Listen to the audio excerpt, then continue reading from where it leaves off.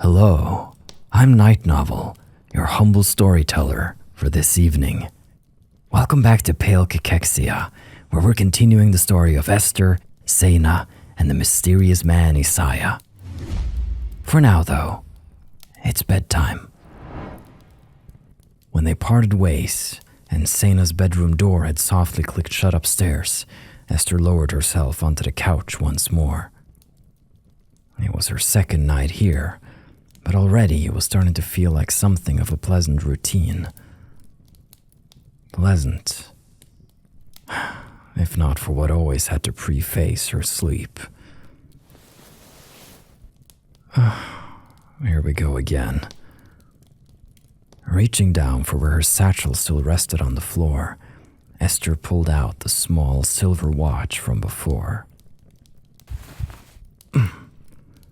Reluctantly, but methodically, she flicked the switch and pushed the needle into her arm,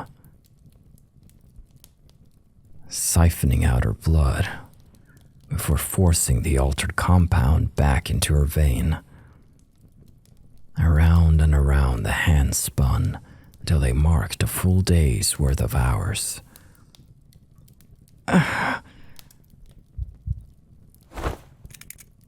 The syringe slipped free from her skin, leaving only a few beads of deep red behind. It was difficult to describe the strange, sickly discomfort she felt during and after the process. At first, there was a modicum of relief, a pleasant buzz that distracted her from the injection. But within a few moments, it swiftly turned into a nauseating weight in the pit of her stomach, a feeling like something alien and unwanted had begun circling in her bloodstream. She had to keep doing it, for now. One day, she'd no longer be dependent on the loathsome thing. But she could only dream of when that day would finally come. Curling her legs up on the sofa, Esther huddled beneath her blankets. She felt far more comfortable in Isaiah's shirt, at least, though it hardly mattered considering how deeply tired she was. Before long, the warmth of a well-deserved sleep began to drown out all her thoughts. The weight on her mind steadily cleared, fading into a muddy haze, until at last she was pulled into the timeless world of dreams.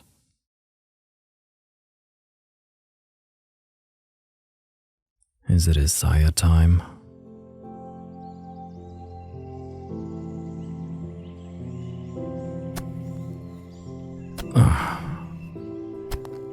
How are there so many of these accursed things? Wiping the sweat from his brow with the forearm, the man sighed heavily. He was only halfway through planting his potatoes, one of the staple crops he had planned. They were taking him much longer than expected, and it was far from an enjoyable process. With all the work I've put into this patch, I expect some damn fine produce to come out of it, he announced sharply to the freshly tilled earth around him, which currently only offered a few sparse seedlings. Still, despite all his annoyance and grumbling, Isaiah couldn't deny the satisfaction he felt from surveying his work.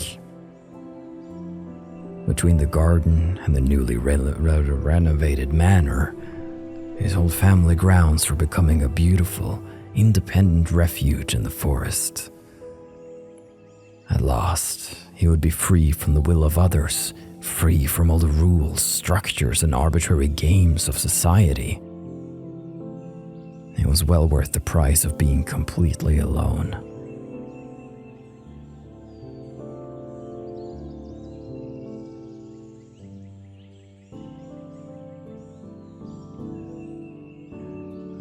Wait.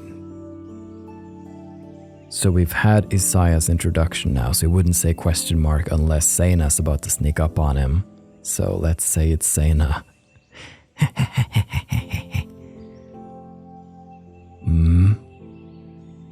Well, not entirely alone. Isaiah's gaze flicked towards the small figure sitting in the grass nearby, toying with flowers and giggling with wonder at the sky. This scene was one he had longed for so many times. Only, in his dreams, she was here too, laughing and holding their child, the sunlight glittering on their matching hair. Without her, it seemed like nothing more than a sad joke, the caricature of a clueless father played for a fool by his beloved.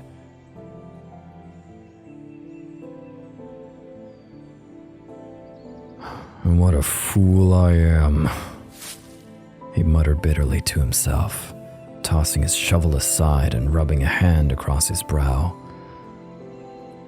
Stuck with a child I've no clue how to care for. Out here gardening and laboring when I'm nothing but a witless academic who inadvertently slew all of his houseplants by forgetting to water them. I've got myself into quite the mess this time, haven't I? His chest heaved with a long, tired sigh. As much as he tried to convince himself that this was the right choice, that he'd be happier out here than in the city, a sense of doubt always came creeping back to him. And like it had for so many years, the pail's icy grip still held him in its clutches. Earlier in the year, when he was cleaning and refurbishing the manor for his new family, Isaiah had barely felt the symptoms. A wealth of energy flowed through him, and all of his lethargy was washed away by tides of excitement. But now, he couldn't rouse himself from bed half the time, and the disease attacked him savagely when he least expected it. His last true hope for living, the only thing giving him the will to fight the pail's onslaught, was his search for a cure. Though he could feel that hope beginning to wane too. Papa?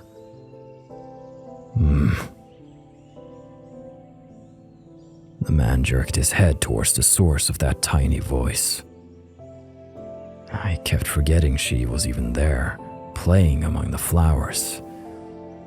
But when he looked down at the child, he saw her tiny hand outstretched towards him. A little white blossom lay in the center of her palm, offered up to him alongside a sunny, guileless smile.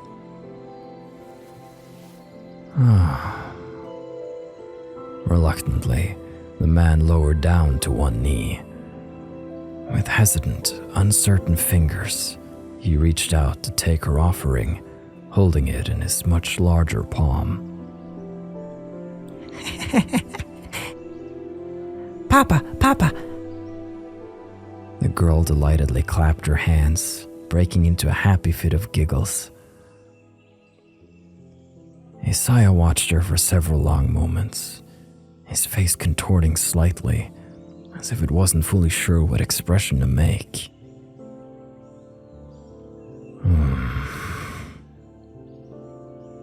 What a silly girl. Like a damn babbling brook you are. Silence is a virtue, especially for children.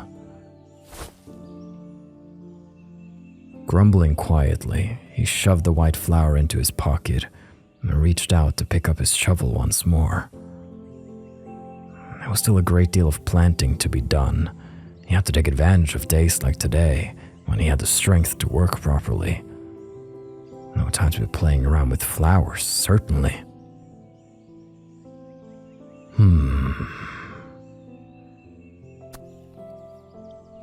Man, he needs to get his shit together. Like, I don't care if you were left, dude. You have a beautiful, wonderful, radiant daughter who needs someone to take care of her. With that, he set about digging again, driving his shovel into the soft earth with vehement strikes. What a strange life he had created for himself. Strange, solitary, and most likely a very difficult one indeed. How was much he had to learn, and not simply for academic curiosity, but for their survival. It was a heavy pressure, unforgiving and merciless as nature itself. Nor was he a young, fit man full of vigorous energy any longer, able to finish 100 tasks in one day. But somehow, he couldn't imagine going back to how life was before. Even if he never became a skilled farmer, or a decent carpenter, or an adept tailor, at least he was forging his path with his own 2 hands. As long as he retained that endless freedom, cherished it, grew bolder in it, and one day, perhaps even passed it down to her, he could surely carry any weight on his shoulders along the way. That's the attitude I want, Isaiah. Good on ya. Yes, good boy. All right, it is strange that we get these visions while we're sleeping, though. Oh. A distant rumble stirred Esther from her sleep. Her hazy, half-open eyes drifted towards the window, where a dull sky greeted her with little morning light. Dark, heavy drops sluggishly coursed down the glass, forming jagged patterns that soon dissolved into nothingness. That exact sentence we read earlier during our first Isaiah flashback.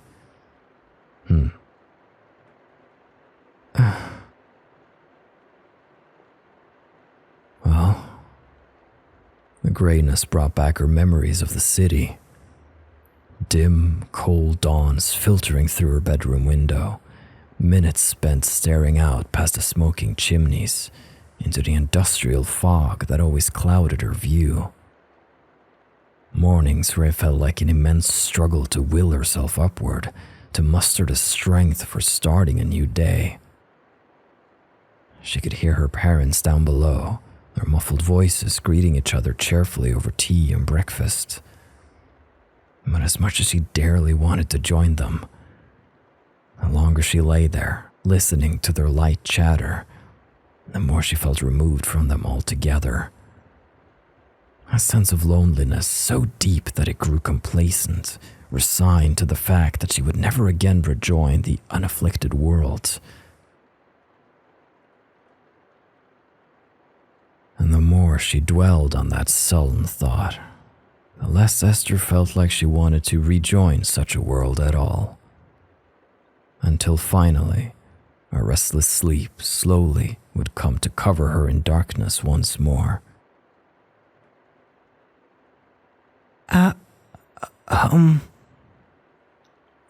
Esther, are you awake? Her eyelids fluttered open again. When she jerked her head upwards, she saw Sena standing beside the sofa, looking down at her rather timidly. I'm so sorry if I woke you up.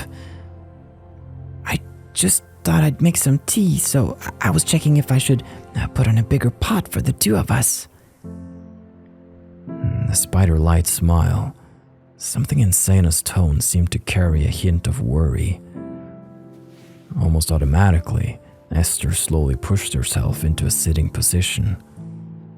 She barely realized it until her bare feet brushed the floor, sending a faint shiver up her spine. It's fine. I was already awake. Thank you for checking on me.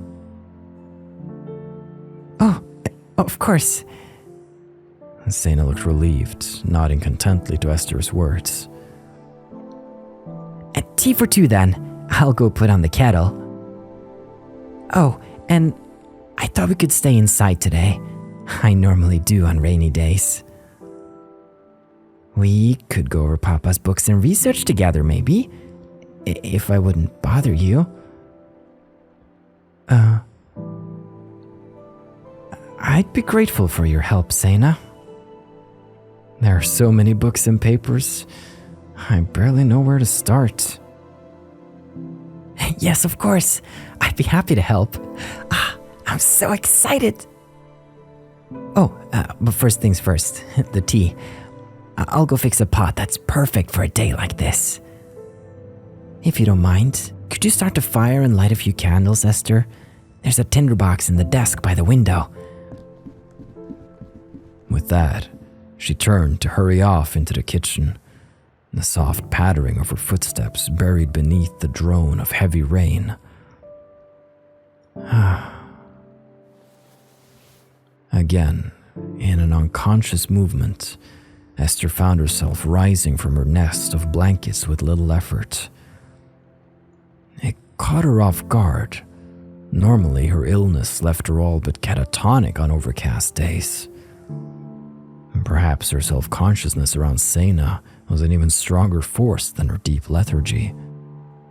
Either way, it seemed best not to question it.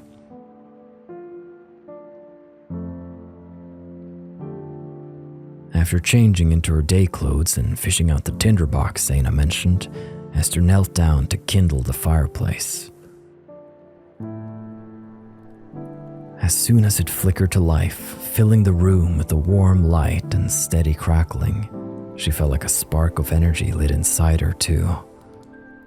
So strange how only a small fire could make such a difference. When 𝐴𝐚𝐜 returned, she proudly held a fine silver tray in her hands. Along with tea, she'd brought 2 bowls of the granola she'd freshly made, a deliciously comforting breakfast alongside their warm drinks. They sat down on the sofa to munch together, watching the rain torrent down in sheets past the window pane. It was one of those heavy, blanketing storms that made a person grateful to have shelter, nurturing some deep instinct to curl up inside and wait for the rain to pass. Sitting together for an unhurried meal, reassured by the warm fire and pattering raindrops that all was safe. It was a simple pleasure, but the more she dwelled on it, the more Esther found a calm, reassuring satisfaction in the moment.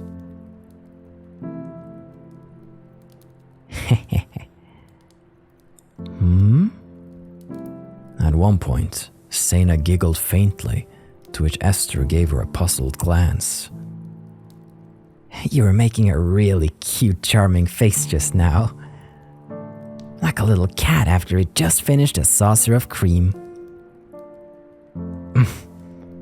Esther hastily raised her mug and took a long sip of tea, taking refuge behind the painted ceramic. Oh, I'm not teasing you. I know I make funny faces too. It just makes me happy to see you like that, since when you first arrived, you looked so hollow. Hollow? 𝐴𝐚𝐜 nodded, lowering her gaze to where she grasped a warm mug in both hands. Yes, hollow. Like you didn't have anything left, I suppose. From her suddenly reluctant, almost wary reply, it almost seemed as if she was familiar with such a look. She could have been imagining things, but Esther thought she saw 𝐴𝐚𝐜 shudder faintly, drawing closer to the fireplace.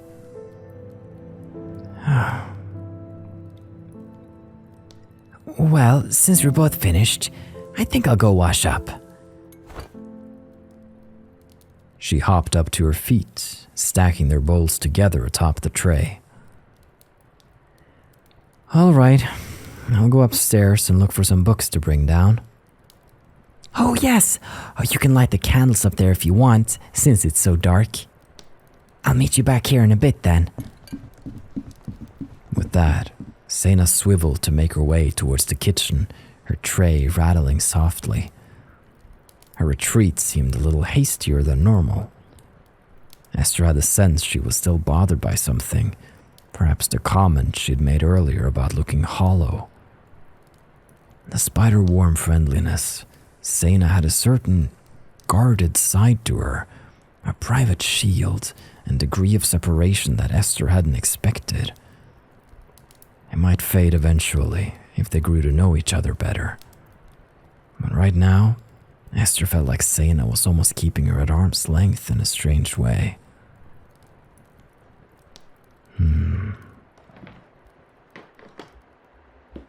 After summoning the strength required to leave the warm, cozy fire, Esther forced herself out into the hallway and up the creaky stairs. But when she stepped into the study, just like before, Esther felt an oppressive, bleak atmosphere pressing down around her.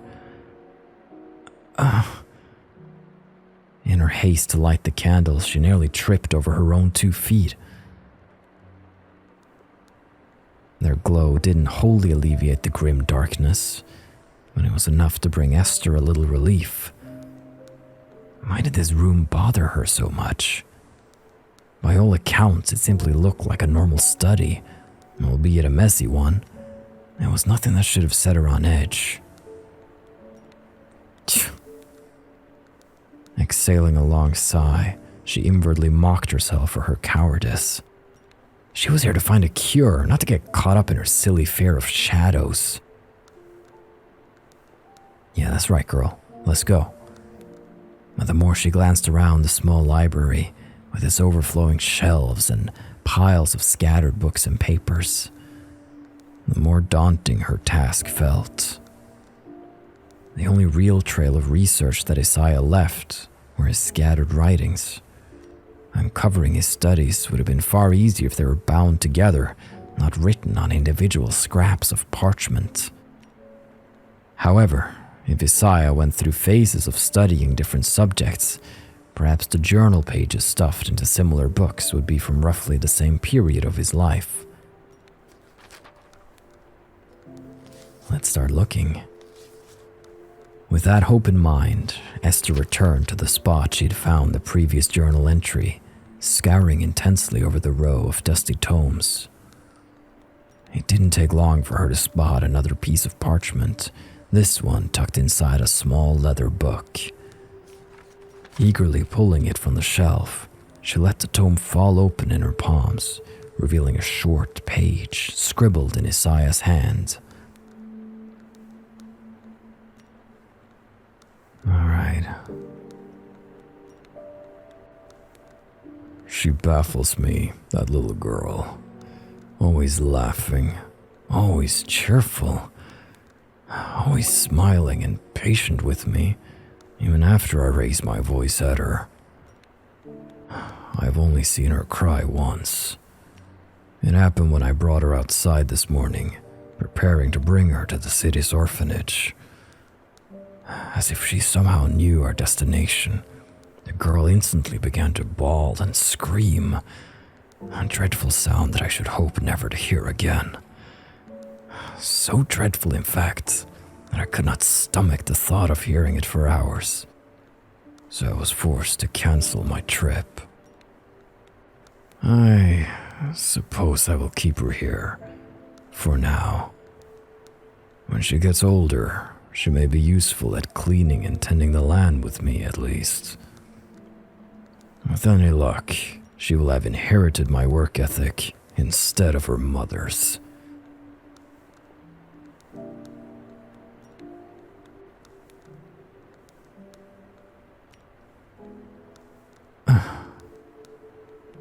𝐸𝐴 had mentioned taking 𝐶𝐸ℵ to an orphanage in the last journal she'd read.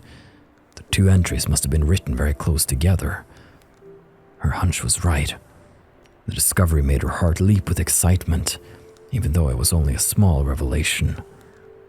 But if she could piece together 𝐸𝐴's path of study chronologically, as well as his inner thoughts, she might have a chance at figuring out his approach to a cure.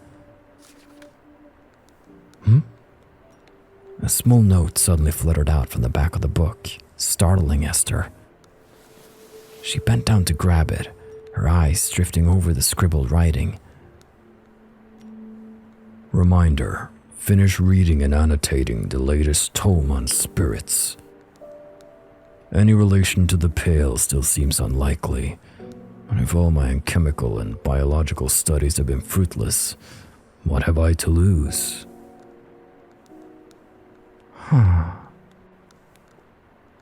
She turned the book over to glance at its cover and spine, but there was no name to be seen.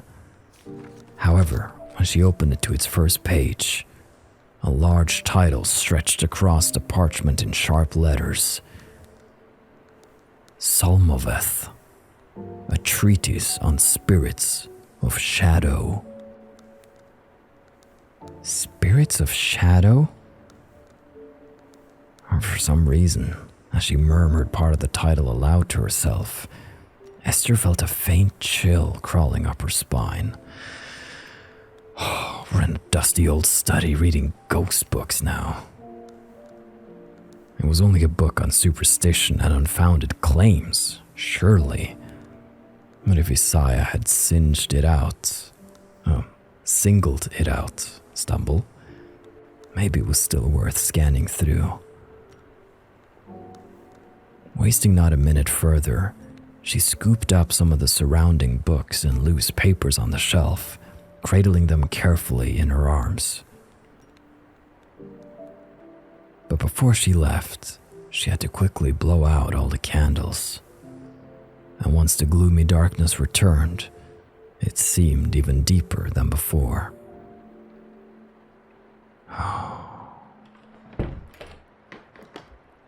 Well, I'm glad we're out of there.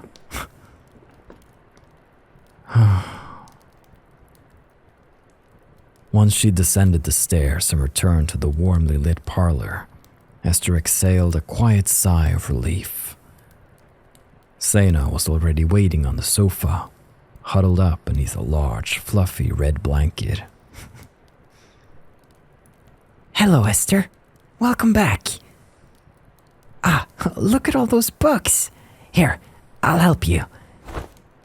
She sprung off the cushions eagerly, as if Esther's return was a welcome relief for her, too. Together, they stacked up the books and papers at one end of the sofa, forming a rather intimidating pile. Sena, however, didn't seem fazed in the slightest by the tower of texts and bent down to examine the titles curiously. Natural science, astronomy, alchemy. I don't think I've ever seen any of these before. Wait. This book. I remember this one. Sena reached for the same book Esther had picked up first, the book on spirits. Yes. Papa was always reading this book and scribbling notes. I asked him about it again and again, but he never told me why he was so obsessed with it. I guess he thought it would frighten me too much. With a soft sigh, she sank back down onto the sofa, still holding the book with a certain reverence. When Esther settled in beside her, Sena reached out to drape the blanket around the other girl's shoulders. Thank you. It's cozy. Isn't it? Reading is a lot better when you're wrapped in a blanket. Well then, let's see what Papa was fussing over so much. Are you ready? Let's go, spirit CG. Oh, that's amazing. Holding up the book so that Esther could see the pages, Sena began to read aloud, focusing on the pages her father had scribbled on the most. Before long, both of them were equally transfixed. In a strange blend of psychology, philosophy, and the supernatural, the author described how different spirits affected one's body and mind in different ways. The term spirits didn't refer solely to departed souls, but rather certain essences of the universe that manifested in concentrated forms. Some could be channeled for purposes like healing, luck, or creative inspiration, but most couldn't be controlled by humans. They would simply pass through the body of their own accord, or as dictated by other factors in the environment. However, as fascinating as it was to consider, Esther listened with a skeptical detachment. With no proof beyond his own research and anecdotal evidence, the author's claims could hardly rival any real scientific study. And more importantly, Esther couldn't see any real relation to the Pale, at least not in a way that would help her find a cure.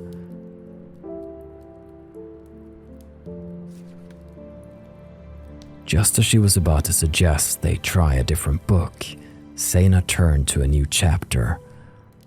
It only lasted a single page, and the page after it was completely blank. A short warning on the study of the 𝘏𝑚. When her eyes roamed across the title, a small shiver ran through her body, just like it had earlier. Such a short chapter. That's interesting, don't you think? This author likes using far too many words, so he must have run out of ideas for this one. After a small giggle to herself, 𝐚 cleared her throat before starting to read once more.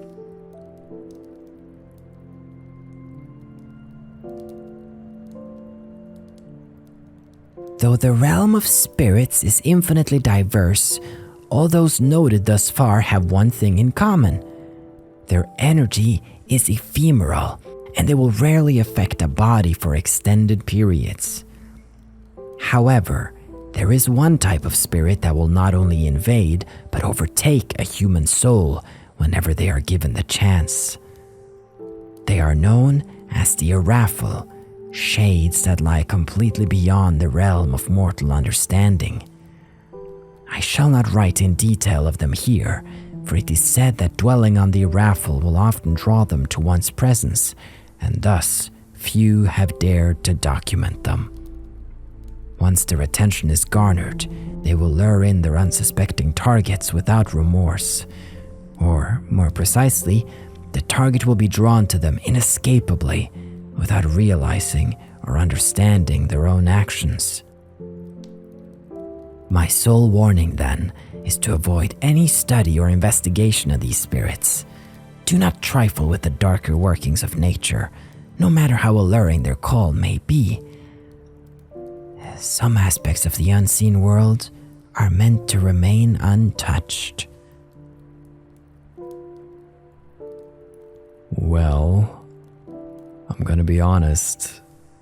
I'm not liking the way we are following in Isaiah's footsteps in many ways. It's not very comfortable. And now this talk of spirits. After she finished reading, the parlor grew chillingly silent. For a moment, it felt as if the fire's warmth had vanished, and the only thing staving off the cold air was 𝐚's small form, huddling against Esther. Neither of them immediately spoke. Both of their gazes were still drawn to the single page, lying open beside its empty, bone-white twin. Unlike most of the other chapters where Isaiah had lined the margins with his scribbled comments, this chapter was completely devoid of any such notes. The only mark he'd left was a dark, bold outline beneath the first mention of 𝘏𝑚. The thick ink blot beside it suggested his pen had lingered there for a time. Either he'd been deliberating about writing more, or else he had simply gotten lost in thought. The 𝘏𝑚. It's a pretty name, but the way he describes them, it's really eerie. 𝐚 finally broke the silence, her hesitant voice barely above a whisper. What do you suppose it means, Esther? Could they have something to do with the Pale?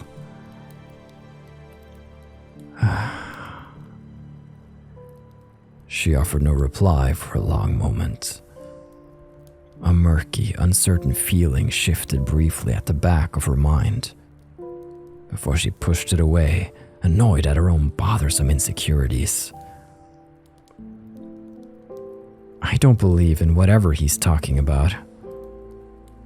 Even if spirits like that existed, there's no reason why they'd be related to the pale. It's a disease of the body. You ease the symptoms with a tonic, not with a priest warding off spirits. The more she voiced her thoughts aloud, the more firmly Esther believed them. The lure of superstition had only tempted her in a moment of weakness, in her impatience to find a cure.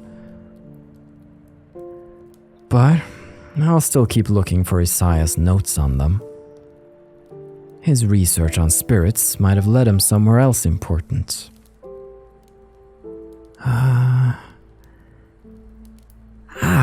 You're right.